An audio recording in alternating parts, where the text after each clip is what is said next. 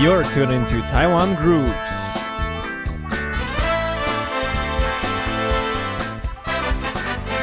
Let's explore the local music scene.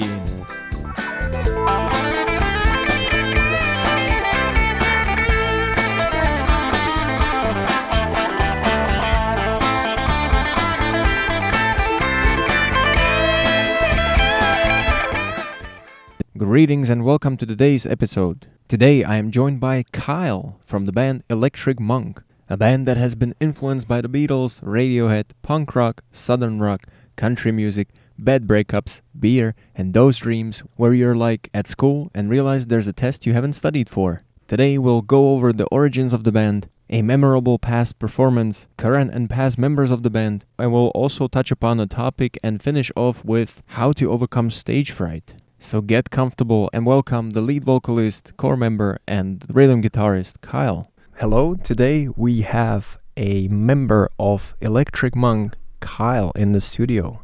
Hey everybody. Hi. Hello Phil. Thanks for inviting me today. Yeah, thanks for coming in. We're here actually on a Saturday while everybody's playing outside in the sun, and we are in the cold studio making an episode for you. So thanks for the sacrifice. You're welcome. Yeah, weather's really nice out today. So. Way too nice. Yeah. We're at the end of September and I am still getting slightly sunburned every day.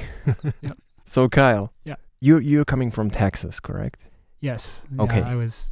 That's what they tell me. I mean, I was, but I was born in Dallas, Texas.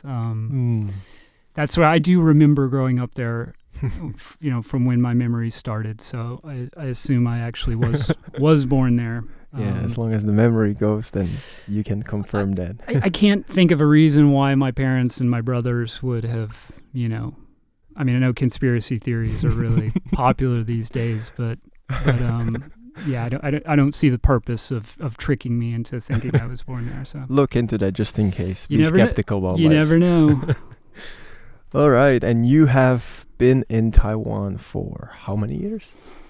Well, so I've lived here since 2012, full time. I actually, as I was telling you before we started recording, I first came here, I believe it was the summer of 1993, when I was, I want to say 14, 15 years old, give or take, because my oldest brother had just moved here from the U.S. He had graduated university and he had studied Mandarin, I believe, already, and just decided he wanted to, I think he thought about going to Japan, but for some reason Taiwan ended up being the better. Oh, I hear this story a lot. Yeah, so I came in and visited for a summer.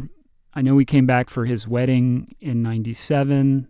I was here in 2001. I think 2005, so every 4 years. On and off. Yeah, every few years for some reason. And then my younger brother also moved here at some point. I want to say like around 2008, 2009. Awesome. You guys love Taiwan, all of you. Yeah, I think with me and my younger brother, and I have four brothers, so we would come to visit our oldest brother pretty often, and we both liked it. And my younger brother has a music degree, and which, as you may know, doesn't really offer a lot of great job opportunities, unless you're, unless you can play in a symphony or something or be a rock star. But although I guess most rock stars probably don't go to music school. But anyways, yeah, I think at some point he just thought, I can just go to Taiwan and be an English teacher and, play music still. And then eventually, I just sort of followed them because I like it here as well. Are they still here? They are, yeah. Awesome. Yeah, so it's a bit strange because, like I say, four brothers and three of us are here in Taipei, and just one's in New York and the other's still back in Texas. But when my parents, want to visit, they can actually get the most of us, by coming all the way to Taipei. The majority of siblings is here. That's right. So it's strange. Awesome. Well, now you have started the Electric Monk in Taiwan, or was it back in the US? Yeah, so you're the lead singer and the guitarist? Yeah, right now I'm the lead singer and rhythm guitarist for the version of the band that exists currently. But yeah, speaking of my younger brother, even going back to, I want to say the early 2000s, we performed under that name somewhat. We were trying to get a band together at the time. It didn't really, you never like find a reliable drummer. And so it was, not quite a real band, I feel like. And then after I moved here, we did eventually get a band together, I want to say around 2013. Mm-hmm. And that included him, a guitar player who doesn't live here anymore, and our current drummer, Ed, who's still here. That went pretty well for a while, but then people left, and, my brother got married and had a kid, and he decided he didn't want to do the musician life as much anymore, I guess. So then Ed and I spent quite a while recording an album, just so not really playing out and just figuring out how to do that. And then kind of finished that maybe 3 or 4 years ago and slowly got around to getting a band together and playing again. So nice. Well, there's a lot of history to this band. Yes. Yeah. Because I found the band with the same name actually, and I think they were from Finland, Helsinki. Yeah, that's not us. But, and I saw I've been together 15 years, and I'm like, no, that's not you. But now hearing you guys have been around even longer. Yes, actually, yes. Now I was worried about that. It's a silly thing to worry about because neither version of the band is like famous or anything. But it's like I was like, oh, these guys have our name. Like, is it if we put stuff out, are they going to have a problem that we're using the same name? And I was like, it doesn't really matter. They, But we actually, I think we were using the name before them. Yeah, the name comes from a book by Douglas Adams. I don't know if you know, he had a series of books called The Hitchhiker's Guide to the Galaxy. Oh, wow, yeah. Yeah, so that maybe person, that guy. Yeah. There's some movie versions of that.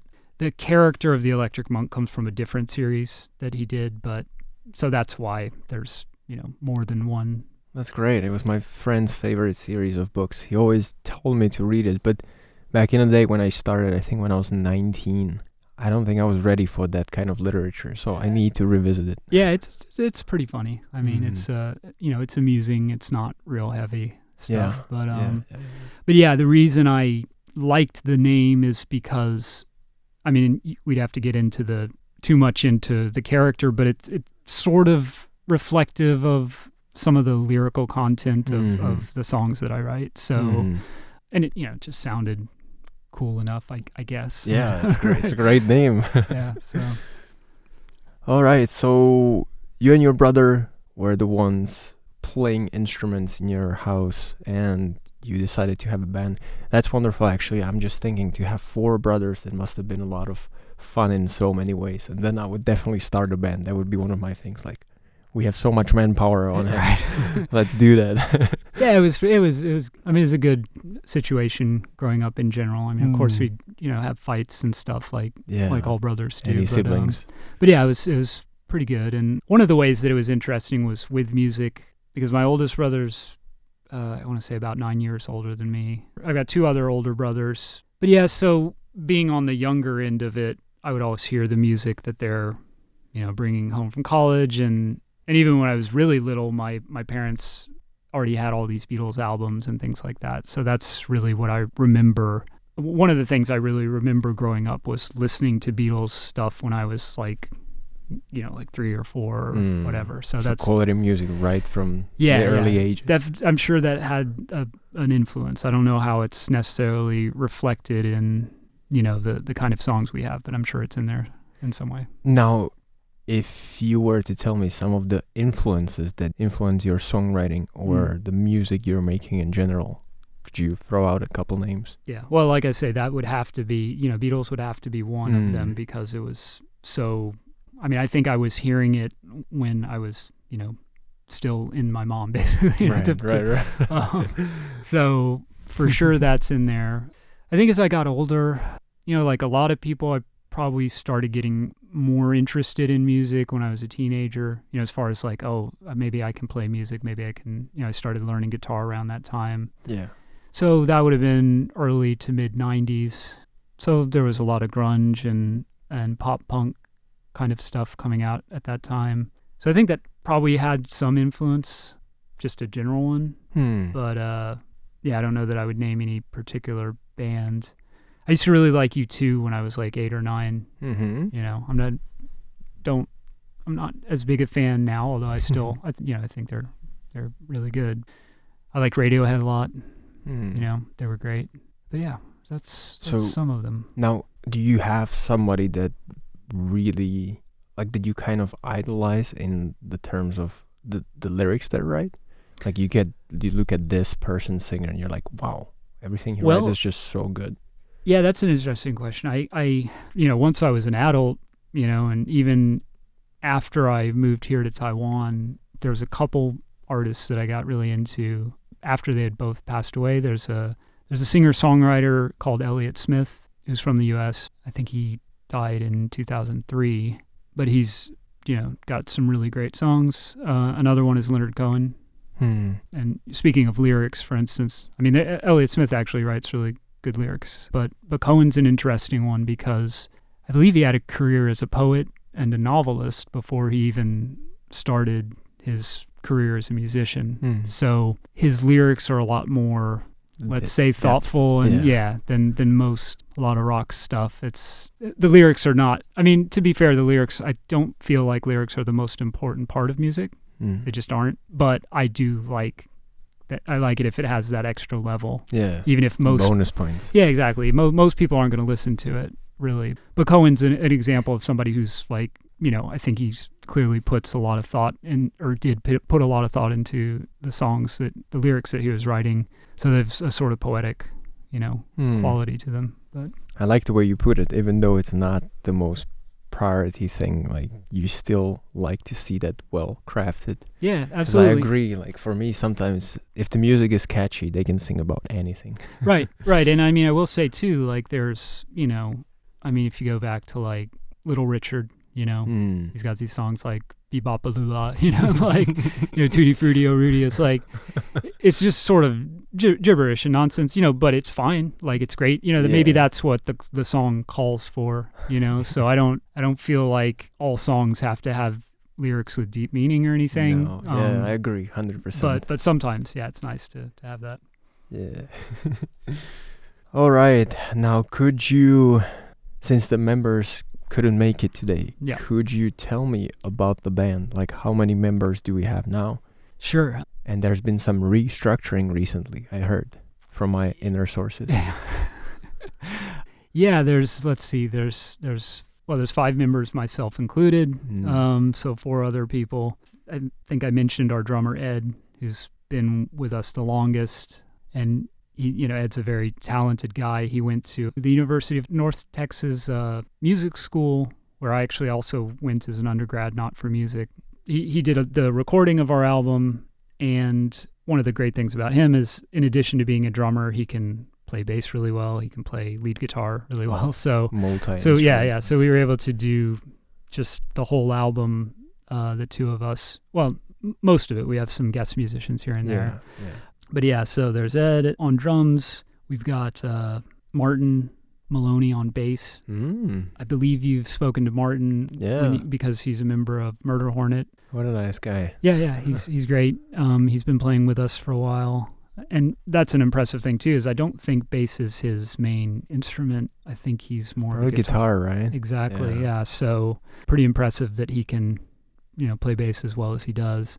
But he's been with us the longest besides Ed. And then Max, who you spoke to, plays keyboard. He plays violin on some songs. He'll play rhythm guitar on a few songs when I can't do it myself. So, and then finally we have Bronson, who's from the Philippines and is playing lead guitar for us. He only joined us about a year ago, but he's a great lead guitarist and he's very enthusiastic, which is nice. He's always like, well, when are we going to play more? When are we gonna, That's what Max said exactly. Yeah, and it's good to have that new power. Yeah, like everybody's like, let's do it, and he's like, yeah. It's good to have someone who's excited because new fresh blood. Yeah, and as I was telling you before we started recording, it's sometimes with a band it's just hard to organize things and get everyone's schedule meshing. Yeah, and so if you have at least one or two guys who are like always like, yes, let's do that, that's good. Now there's usually one or two who are like, well, I'd like to, but I can't because I've got this, so it's like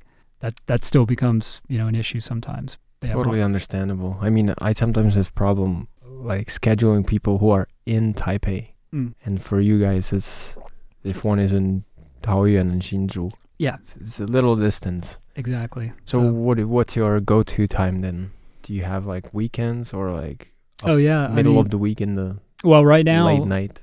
Right now, for instance, it's Bronson who lives in Hsinchu, and his work schedule is pretty heavy, I think. So he can really only come to Taipei on Saturdays, and maybe only a couple Saturdays a month.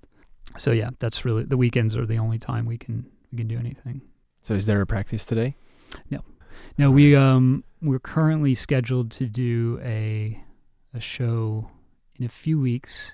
I won't say where because just a week or so ago, our drummer mentioned that he might be getting a hotel job playing jazz on the weekends, but like such that he could not do this gig that we've already scheduled. So right now I'm trying to find a substitute drummer for that. Right. And, we'll see how that goes. Best of luck. Thank you. Okay, I'll ask a couple more questions about the band. Sure. And then we will jump right into your music. All right, so you did cover memorable stories of meeting for your bandmates. Check. Right. Hurdles as a band. Also check. Sure. Now,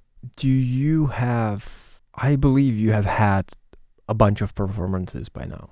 Yeah, a pretty good number. I mean, for the scheduling reasons I was just mentioning, it's not as much as I would like. I would be happy to play at least every few weekends. That would be good, but it's been sporadic at different times because of people not being able to do things. But yeah, we've had quite a few at this point. So do you have maybe the most recent one, or even better, a favorite one that really stands out in your head and you just enjoyed it the most? The atmosphere was the nicest. The audience was just vibing with you and they were very happy. Yeah, it's hard to pick a specific one for that. Some shows there's just a better vibe than others, and the premise of your question is right that sometimes it's the audience, and who knows, what goes into that. An early one that kind of stands out was way back in, I think it was 2013 or 2014. It was actually only our second performance after my younger brother and Ed and a guitar player named Greg. We got into the, ICRT? Mm-hmm. They have some kind of Battle of the Bands competition. Oh, they had it? Yeah. So we got into that, and we'd only played like one show, and then we were invited to the first round, I guess, of like live performances, and it was at a water park. I don't know. There's Gongguan somewhere area? No, not that one. There's one further out somewhere. Okay. It's actually one where they had a terrible accident. That one. Yeah, exactly. Okay. That happened a few years later, I think. It's like 2 or 3 years later, which was like awful incident. But we were out there playing on the stage, and there's like hundreds of people, mostly just there to go to the water park. They're not probably really paying much attention to the people up on stage, but that was an interesting and strange experience because all the bands I think played like just 2 or 3 songs. And you go up there and it's kind of nerve-wracking to play in front of so many people. To this day, I don't know that we've played in front of an audience of that size again, but we did really well on our 2 or 3 songs and got to go on to the next round, the finals, where I don't think we did as well. We didn't win or place highly, but it was a fun experience. So that was pretty memorable. What was the number of like total bands, just for my own? At that time, I feel like it was maybe 10 to 15 that were maybe in the first round, and I guess you had to apply and and if they invited you. I like Taiwan has this thing. It's really nice. I've seen it all over. I didn't know ICRT organized something like that, but I see it. There's a annual NCCU organizes like a battle of the bands. Yeah, okay, exactly. Yeah. Everybody comes out and they can do either a cover or their original.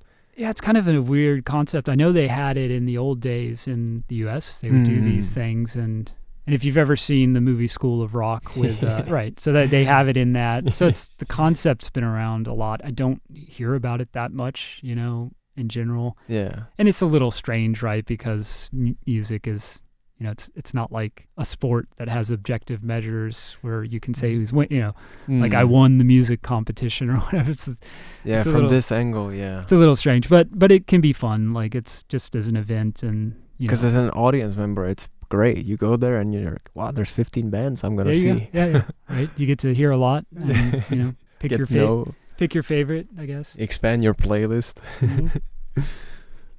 Okay, now, if I were to ask, do you write most of the lyrics for the band? And now, since you have the new lead guitarist, do you guys do all the music creation together? Like, does everybody throw in a piece? Or do you already have some things you've been working on and you present it with the possibility of embellishments? The yes, no, and yes, I think. Yeah, I actually write all the lyrics and, or have, as far as I can recall. I don't know I guess it's possible that Ed or my brother Brent at some point might have suggested, some little thing here or there. But yeah, generally I've tended to write the songs on my own. And I don't know how most people do it, but I'm guessing probably the way I write is probably the most common, where you're just sort of like, I'll mess around on my guitar and sort of sing and say random things, and eventually that will sort of coagulate into a more clear song. Like what I did with the album is I'd have a pretty good general structure for a song and the lyrics and everything, and I'd lay down a rhythm track on guitar, and Ed might record some drums, and then I'll overdub vocals, and we would just build it up track by track, because we only had the two of us, with Ed playing, the bass and lead guitar, and occasionally a guest musician doing, some other instrument like a fiddle or cello, for example.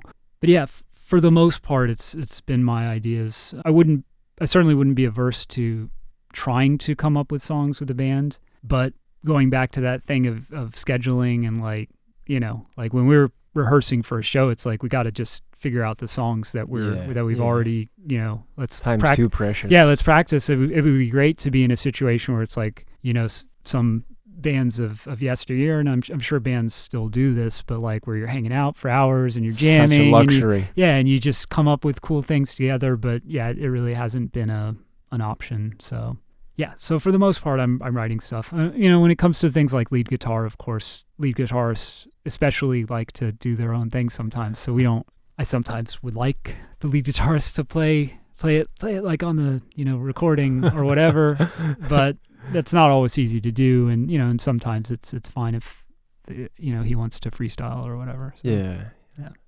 Now, was it always easy for you to perform? No. I don't know. I kind of ask every now and then whoever comes here, and I'm thinking, being on the stage is never easy. So I'm thinking if they have any advice or anything, because I spoke to Max about this, and he said also he would never strike me as a person who's like, because with his skill, I would just assume he just sits down and blows everybody away. But then he said sometimes he will still, or back in the day, fear a little stage fright, stage anxiety. Yeah. And I would be like, how is that possible with that skill? But then, even him, and he tells me the way you got to do it, just play a bunch of shows to the point where it just gets normal. Well, that's definitely a good way to do it. But yeah, to your question, like, and I think I alluded to this a little before we started recording, but yeah, I used to have terrible, stage fright, and not just for music. I don't know what school was like for you, but you have these things where it's like, you gotta get up there. Yeah, get up and read your essay or whatever, or something like that. Yeah. And I didn't have a problem with it when I was younger, but at some point, probably after puberty or something like that, it's like you sort of become more socially aware. And I don't know what it was exactly, but looking back on it, I think that I was just having what they call a fight or flight response to that kind of situation. So for me, that would entail just getting a huge adrenaline rush. And then you don't have any, if you're just like reading a story or something in class or doing a report and there's nowhere for that energy to go, it comes out in, strange and there's no backing track. Yeah, exactly. And so for me, for instance, I would, be kind of like shaky and my voice would be quite, and of course that made it worse because you're just really embarrassed and, and it's like, so I would tend to, I would avoid classes where if I knew I had, like in university, if I had to do something like that, I'd try and, and then I would, sometimes try things like, well, what if I get really, if I get really drunk or something, like, which is, it's a strategy, but it's not a great one. But yeah, so I have a lot of experience with this, so I'll continue on. I in university, I studied, one of my majors was psychology. I also did German for some reason. But through taking psychology classes, I kind of learned like some things about, okay, well, how would I deal with this? There's a form of psychological intervention called cognitive behavioral therapy, which is often used for phobias, this would be sort of a form of social phobia. Definitely. And a lot of it, sort of like what Max was saying, is a lot of the therapy involves just exposure to the, so if you're scared of spiders, for instance, they might get a toy spider, or something like that is not going to hurt you, and like kind of slowly controlled environment. Exactly, with a exposure, with a clinical psychologist or or someone with a master's, and it's very effective for a lot of things like that. So I kind of just did that to myself. Like I did find one thing that's nice with that kind of fear is that so like I said, I'd get this adrenaline rush and there's nowhere for the energy to go. But if you're singing, that actually it's a fairly physical activity, especially if you're really like belting it out. So that's a thing that I found I could do a little bit easier. But there's also things like there's a group called Toastmasters in the U.S., which is like a sort of where people get up and practice doing speeches. For some people, I'm sure it's because they've got this issue, because a lot of people have this kind of anxiety. For other people, they just want to, perfect their, their ability or whatever. But I did that for a little while. I've taught English at various times. I found when I was younger that if I was teaching little kids, that was less intimidating than talking to a bunch of adults. So sort of gradually, by doing some of these things, I got to where I could be, pretty comfortable on stage. And that's all we have for you today. This was just the part 1, so please remember to come back next week and check out part number 2. Have a wonderful day, and please don't forget to listen and support Electric Monk. Bye-bye.